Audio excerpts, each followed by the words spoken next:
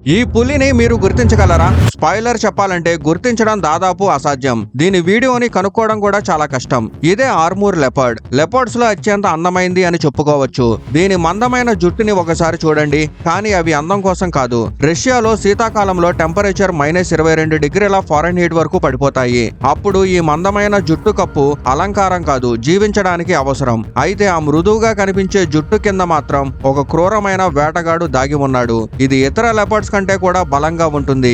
ఈ పులి గంటకు సుమారు 40 మైళ్ల వేగంతో పరిగెత్తగలదు. అలాగే ఒక పెద్ద మనిషి కంటే ఎక్కువ ఎత్తు దూకగలదు. చెట్లెక్కే నైపుణ్యంలో కూడా ఇది ఏ ఇతర లెపర్డ్ కి తీసిపోదు. ఇంత అద్భుతమైన సామర్థ్యాలు ఉన్నప్పటికీ చలి గాని ఇతర జంతువులు గాని అస్సలు ముప్పు కావు. నిజమైన ముప్పు మనమే.